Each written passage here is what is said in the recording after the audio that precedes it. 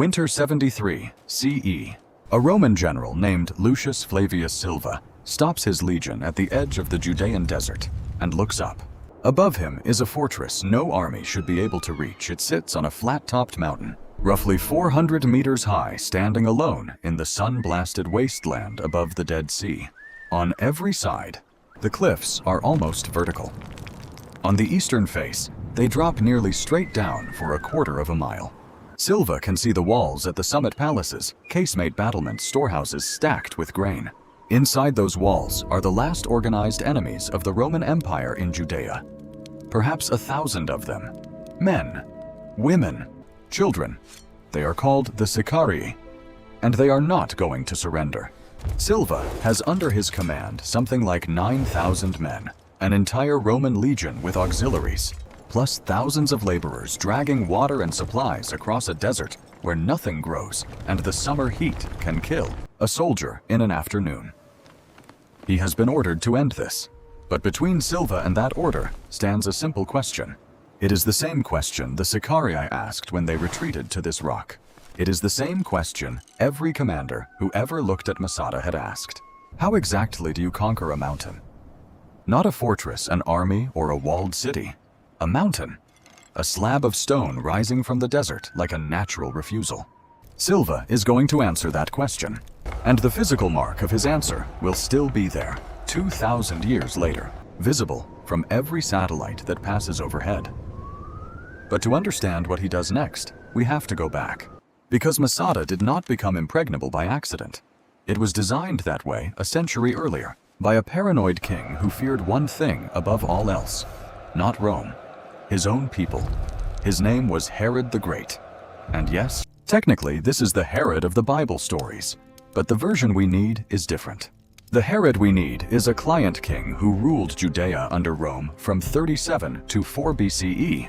Ambitious, ruthless, a compulsive builder, and frightened at every hour of every day of being killed. Herod was frightened of two things at once. He feared Cleopatra to the south. The last pharaoh of Egypt was expanding, and Herod was not sure Rome would protect him from her ambitions. And he feared his own subjects. Herod was a half-Idumean king ruling Jews who mostly regarded him as an illegitimate outsider, propped up by an occupying empire. He wanted a hideout, not a palace, a place he could run to when either of those enemies came for him. Somewhere he could survive. He found Masada. The mountain was already a natural fortress. A previous ruler had built a small fort there. Herod took that fort and transformed it into something else entirely, a survival machine built into a rock. He wrapped the entire summit in a double casemate wall, two parallel walls with chambers between them, thick enough to withstand siege engines.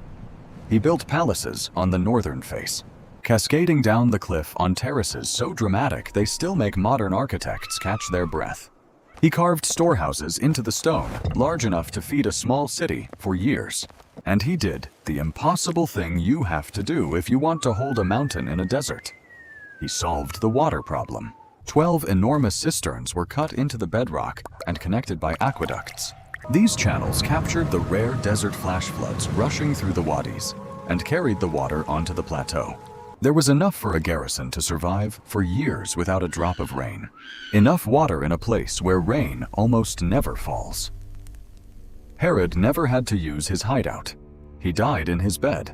The mountain remained there garrisoned by a small Roman detachment for the next 70 years. And then, in 66 CE, the Jews of Judea revolted. The Roman Empire in the 1st century had many unhappy provinces. Judea was one of the unhappiest. Roman taxation was crushing. Roman procurators were often corrupt or openly contemptuous of Jewish religious law. The country had been simmering with resistance for decades. Out of that pressure came several factions. The most extreme was a splinter group called the Sicarii, from the Latin sica, a small curved dagger they hid beneath their cloaks. Their name essentially meant the daggermen. They were assassins.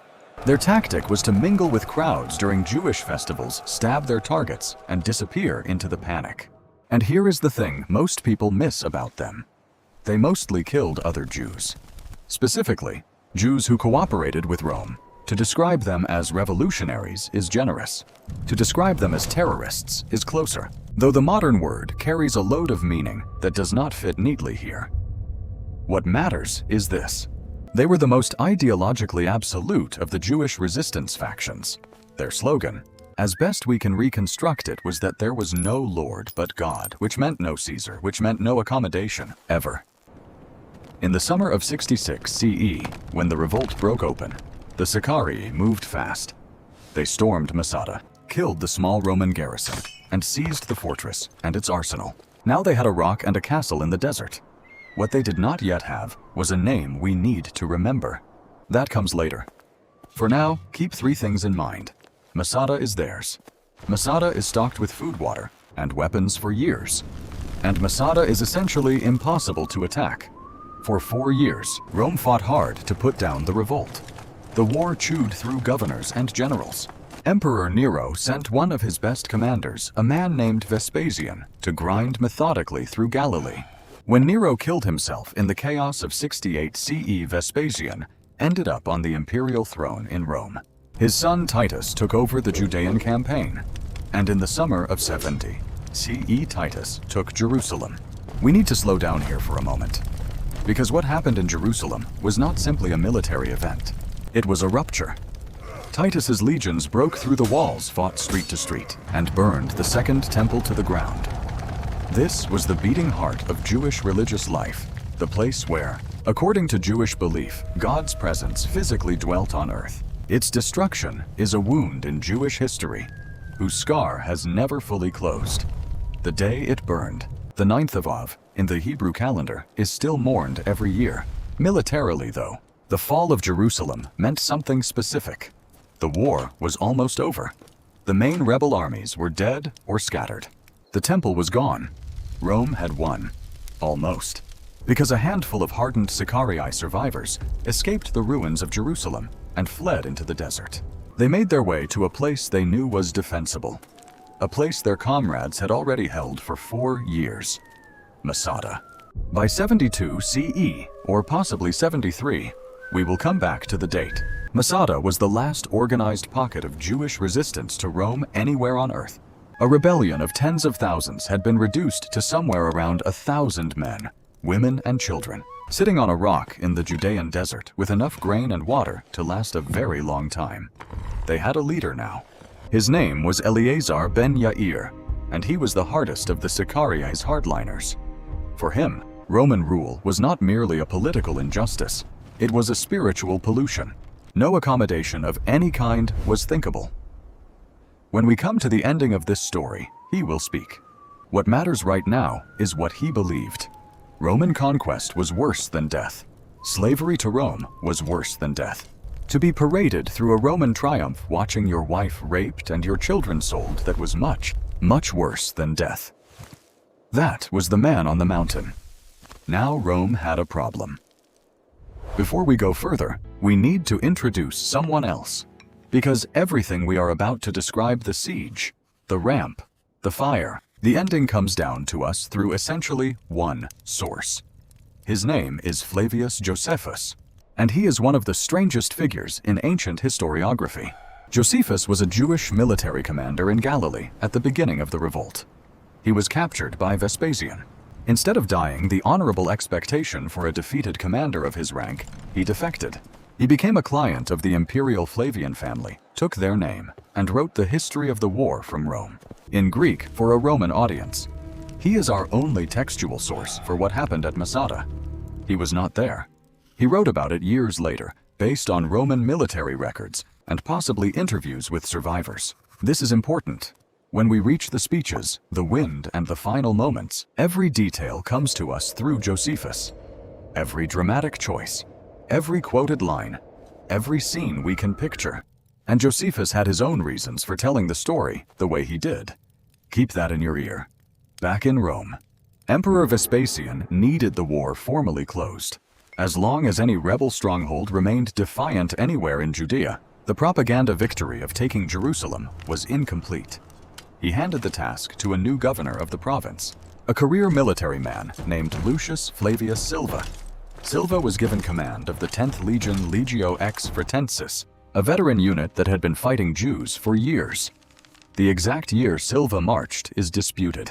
Historians traditionally placed the siege in 73 CE. More recent scholarship, drawing on Roman imperial inscriptions, argues that Silva may not have become governor until later that year, which would push the siege into 73 or 74. The date has been debated for decades and may never be settled.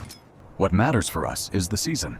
Silva moved in winter, the only sensible time to march an army through the Judean Desert. He came down from Jerusalem through the wilderness of the Dead Sea Basin. The country he crossed was not merely hot, it was aggressively unlivable. Summer temperatures reach 40 degrees Celsius. There is almost no vegetation. The nearest reliable water source is the oasis of Ein-Gedi, about 18 kilometers north of Masada. Every drop of water for 9,000 men and their animals had to be carried that distance by pack train, from Ein-Gedi to the siege camps, every day, for months.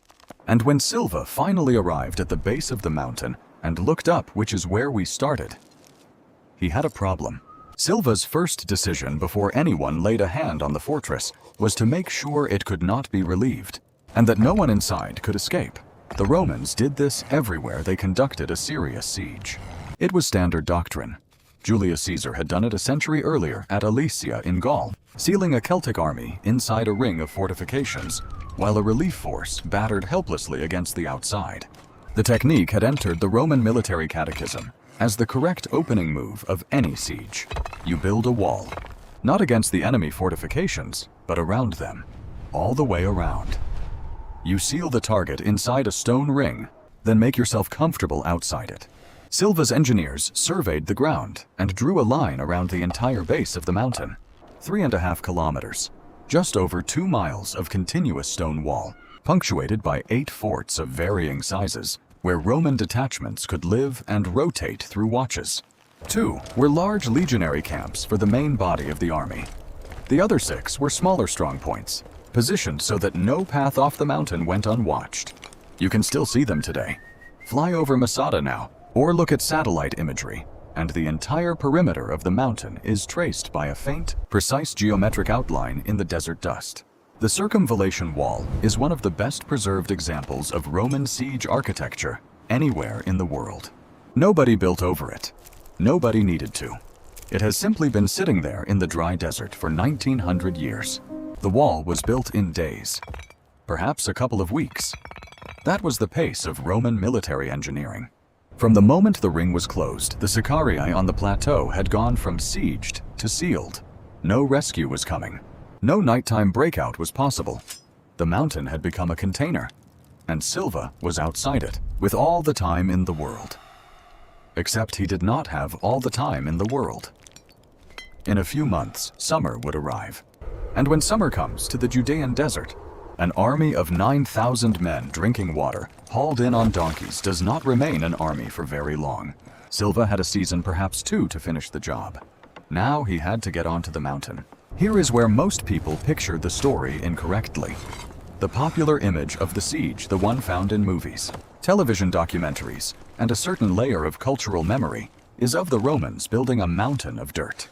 Legionaries and slaves hauling baskets of earth across the desert floor day after day, week after week, month after month, patiently piling a man-made hill against the western face of the fortress until it was tall enough to roll a siege tower to the top.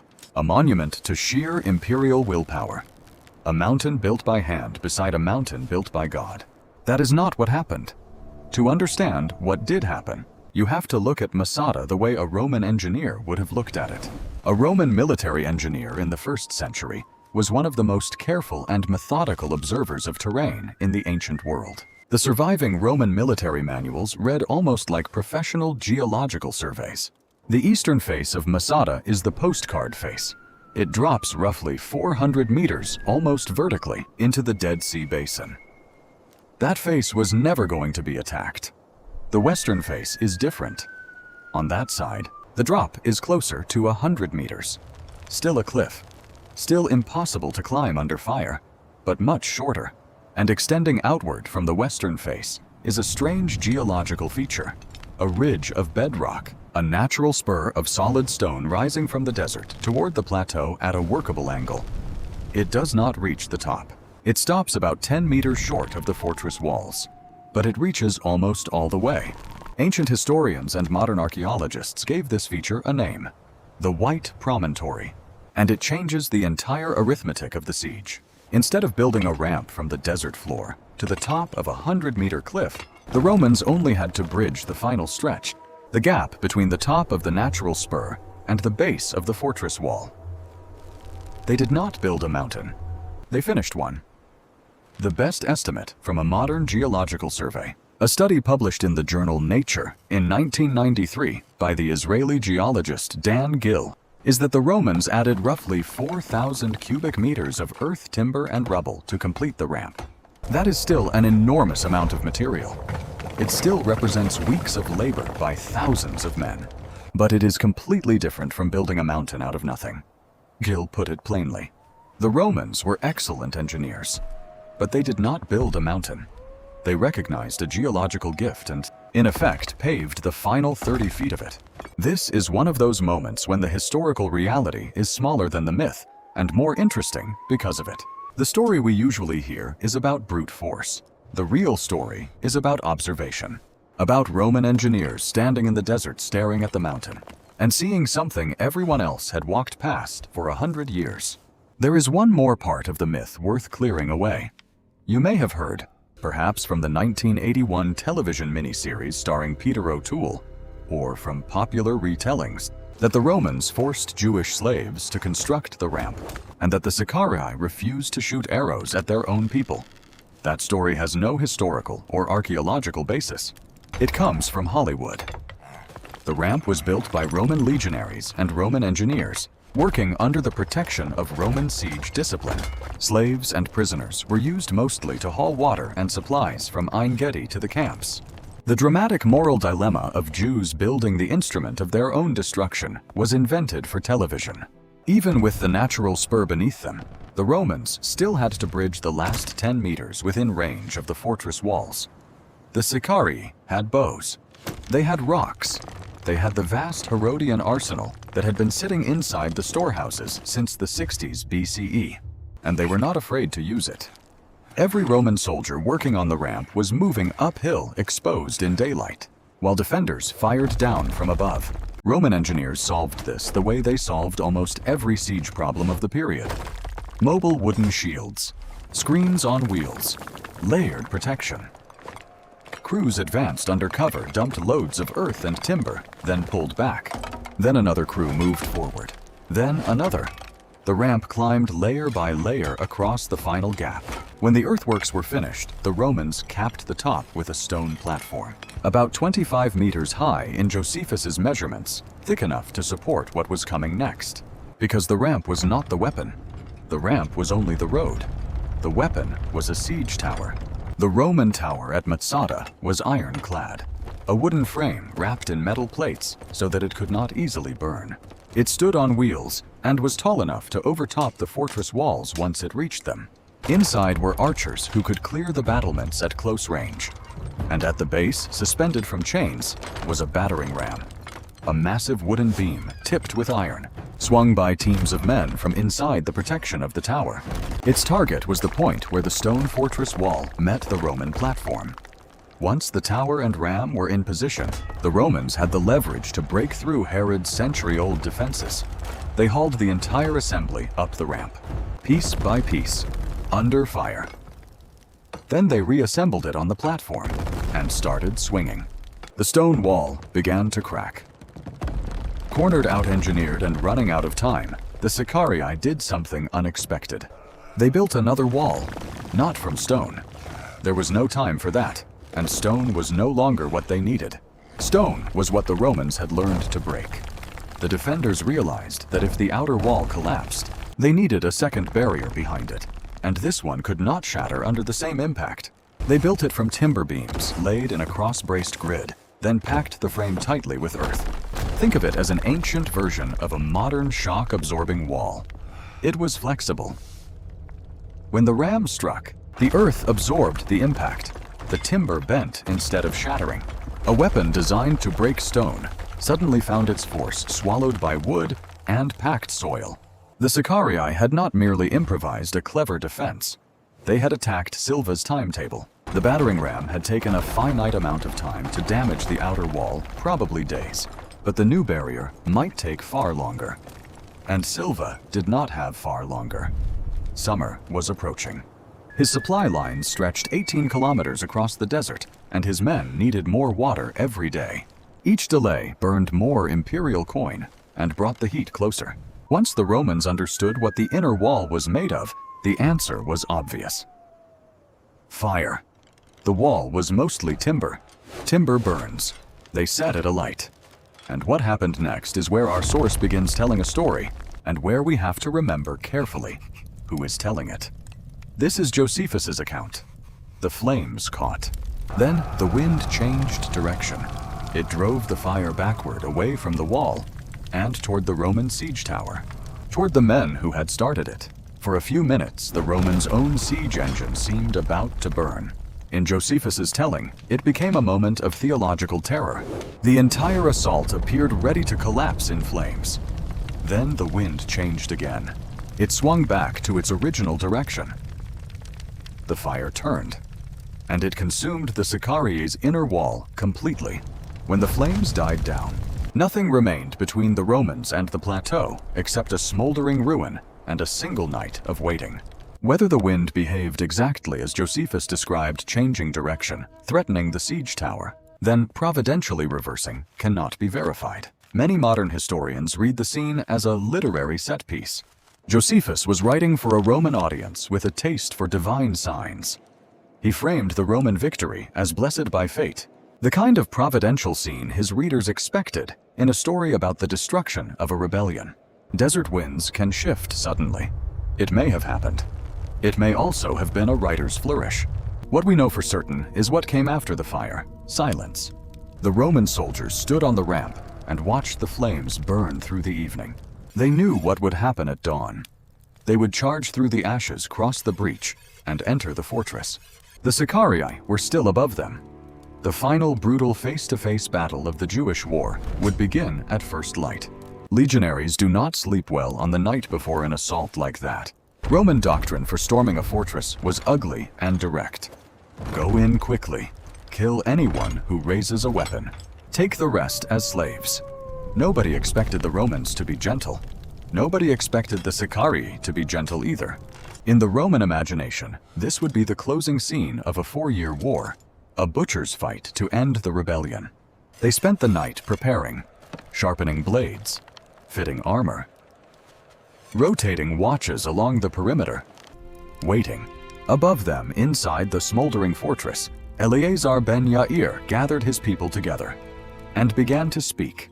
The speeches Josephus gives Eleazar that night are the most quoted passages in the entire Jewish war. They are also the passages most historians consider the least reliable. Josephus was not there. No Roman was there. And no Sicarii speechwriter stepped forward afterward to provide an authorized transcript. The words we have, the philosophical monologues, the invocations of the soul and freedom, the shame of slavery, are Josephus's construction. They were written in the polished style of Greek philosophical rhetoric for a Roman audience that appreciated exactly this kind of noble enemy set piece. What Eleazar actually said in whatever mixture of Aramaic and Hebrew he used, we do not know. What Josephus wanted us to believe he said is a different question, and his answer is a series of arguments so elegantly constructed that they seem almost designed to be quoted for the next 2,000 years. Which they may have been. The core of the argument, as Josephus presents it, is this: God has abandoned the Jewish cause. That is now certain. The temple is ash. Jerusalem is broken. The wall behind them is smoldering. At dawn, Rome will breach the fortress and take it. What follows will not be a glorious death in battle. It will be humiliation. The men will be killed. The women will be raped and enslaved. The children will be sold into households across the empire. The Sicarii community will end as a collection of living trophies, dragged through Roman streets for the amusement of a crowd.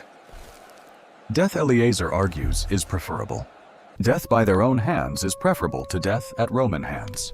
And in one of the most chilling lines in the ancient corpus, a line designed to land even in Josephus's Greek. He says roughly, "Let our wives die unabused and our children without knowledge of slavery." The proposal is a suicide pact. Each man will kill his own family. Then 10 men chosen by lot from the survivors will kill the rest. One of those 10, also chosen by lot, will kill the other 9. Then he alone will kill himself. The reasoning behind this sequence is theological. Jewish religious law prohibits suicide. It also prohibits murder. By arranging the deaths this way, only one man technically commits suicide. Every killing before that can be framed, barely and uncomfortably, as an act of duty rather than a crime. It is a moral contortion performed at the edge of extinction, and it reveals how absolutely these people believed the alternative was worse. According to Josephus, the men agreed. They set fire to their possessions, everything they owned, except the food stores. That distinction matters. They wanted the Romans, when they entered the fortress, to see that the Sicarii had not died from hunger. They had died by choice. The food was left untouched as evidence. Then the men went to their families. Just before dawn on the 15th of Xanthicus, a date that falls somewhere in April, the Romans mustered on the ramp. They were prepared for the worst kind of fight. Armored, in formation, ready for a fanatical melee against defenders who had every reason to sell their lives dearly. The trumpets sounded. The legionaries pushed through the breach. Silence. They climbed over the burned wall with their weapons ready. No defenders appeared. They entered the fortress buildings expecting ambushes. Instead, they found bodies. Whole families lying together. No blood on the walls from combat. No signs of a struggle at the doors. Only the dead. According to Josephus, the Romans did not celebrate. They stood in their armor, breathing hard as the adrenaline drained away, unsure what to do. Josephus writes that they wondered at the courage of the decision, and at what he called the defenders' immovable contempt for death. It is a very Roman kind of philosophical admiration, shaped by a writer who wanted his Roman readers to see the enemy as worthy in defeat, especially in defeat. Josephus tells us that 7 people survived. 2 women and 5 children had hidden inside the underground water channels or cisterns. One of the women was an older relative of Eleazar. She emerged and told the Romans what had happened. She repeated Eleazar's speeches. In Josephus's account, she is the source through however many intermediaries for the words we now have from that final night. The war was over. Officially, formally, completely, and Rome had won nothing. There were no captives to parade through the forum. There was no final battle to enter into the imperial record. The 10th Legion had crossed a desert, sealed a mountain inside a ring of stone, engineered a ramp over a natural spur, broken one wall, burned another, and stormed a fortress only to arrive at ashes. Silva reoccupied Masada with a small garrison. The empire received its administrative victory, but the psychological victory, the entire operation had been designed to produce the humiliation of the last rebels.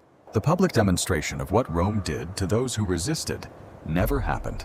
Which brings us to the second thing about Masada that is not quite what it seems. Josephus says there were 960 people on the mountain. 960 men, women, and children on the plateau that night. 960 bodies by dawn. In the 1960s, an Israeli general and archaeologist named Yigael Yadin led the first major excavation of the Masada Plateau. Yadin was, too, in many ways, a genuinely great archaeologist. He was also a national hero of the young state of Israel, and a man deeply invested in the story of Masada as a foundational Israeli myth. During the excavation, his team found among many other objects 11 small pottery fragments near the storehouses. Each bore a single name. One read Ben Yair. Yadin argued that these were the lots drawn by the last surviving Sicarii to decide who would kill whom. It is a beautiful interpretation. It fits the story perfectly. According to much of modern scholarship, it is also probably wrong. The ostraca may have been ration chits, small tokens used to distribute food, of the same kind found at other Roman-era sites. They had names on them because names are exactly what you would expect to find on a ration chit. More significantly, Yadin's teams, and every excavation team since, have found the physical remains of only about 25 to 28 people across the entire plateau. Some were found in a cave beneath the northern cliff. Others were found near the bathhouse. Not 960. Not even close. The mismatch is one of the great unresolved problems of Masada. Where are the other 930 bodies? Some historians believe they were consumed in the fires set by the defenders. Others think the Romans buried them in an undiscovered mass grave somewhere below the plateau. Some suggest that 960 was a rounded or symbolic number rather than a census count, and some argue carefully, without claiming that the entire story is false, that the mass suicide may not have happened exactly as Josephus described it. This is close to where the modern archaeologist Jodi Magnus lands.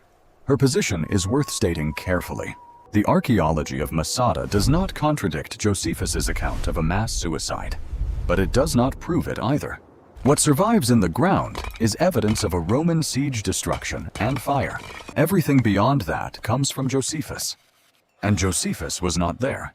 The Sicarii on Masada may have chosen death rather than slavery. Some of them almost certainly did. But whether all 960 died in a coordinated ritual on a single night cannot be verified. That is a strange thing to say, because nearly everything the mountain has come to mean over the last century depends on the belief that it can be verified. For most of 2,000 years, Masada was not especially famous. Josephus's account survived. Scholars read it. Translators preserved it. But the fortress on the rock was only one episode among many in the history of the Jewish revolt. It carried no unique symbolic weight. It was history. That changed in the 1920s and 1930s, as the Zionist movement worked to create a national identity for a state that did not yet exist. Writers and educators searched for foundational stories. Stories of Jewish sovereignty. Stories of Jewish military resistance. Stories that could serve as counter-narratives to centuries of persecution and expulsion in the diaspora. Masada was almost perfect. A fortress. A last stand. Defiance unto death. A refusal to surrender to an imperial power. The shape of a national origin myth was already there, waiting to be lifted from the page. The sociologist Nachman ben Yehuda of Hebrew University spent much of his career documenting how this transformation occurred. The Sicarii were reimagined. Josephus himself described them as a murderous, fanatical splinter group. During the revolt, they had massacred fellow Jews at the oasis of Ein Gedi. But in the emerging national story, they became pure heroic defenders. The suicide was also transformed. What had been a theologically fraught act at the edge of extinction became an expression of clean national sacrifice. The rock became a symbol. For decades, recruits to the Israel Defense Forces Armored Corps were sworn in at the summit of Masada at dawn, after completing a night march up the mountain. Their oath included a line that became one of the most famous phrases in modern Israeli culture: "Masada shall not fall again." The myth is powerful, and it is politically real. Historians can debate the ostraka, the missing bodies, the wind, and whether the speeches ever happened. It changes almost nothing about what the mountain now means to millions of people, which is itself a lesson in how history works. Rome won the physical battle. The empire dismantled what remained of the Jewish state, killed or dispersed its people, and controlled Judea for centuries. The Sicarii lost by every measurable standard of war. Their fortress fell. Their people died. Their cause was crushed. But Rome in the end did not get to write the story. Josephus did. And through Josephus, Eleazar did, 2,000 years later. The empire that devastated Judea survives as ruins for tourists to walk through. Meanwhile, the mountain where its final Jewish enemies chose death, or died, or were killed, or whatever precisely happened in the smoke, became a national symbol of a country Rome could never have imagined would exist. Which is why, at the beginning, I asked how you conquer a mountain. Silva did conquer it. In the strictest sense, he accomplished exactly what he had been ordered to do. He crossed the desert. He sealed the perimeter. He engineered a path up the natural spur. He broke the walls. He took the plateau. The Roman war machine performed exactly as designed. The ramp is still there, climbing the western face of Masada, visible from satellites passing above the Judean Desert. If you approach the mountain from the west today, you can walk up it, a staircase built by an empire dead for 2,000 years. But when you stand at the top of that ramp, looking across the Dead Sea, or down at the ghostly outlines of 8 Roman camps and a stone ring around the mountain, you understand that Masada won a different fight. The empire got its ashes. The mountain kept its story. Silva went home. Rome went home. Whatever propaganda victory Vespasian wanted from the Judean War never arrived in the form he intended. The final enemies were dead. But so was the parade. The mountain stayed.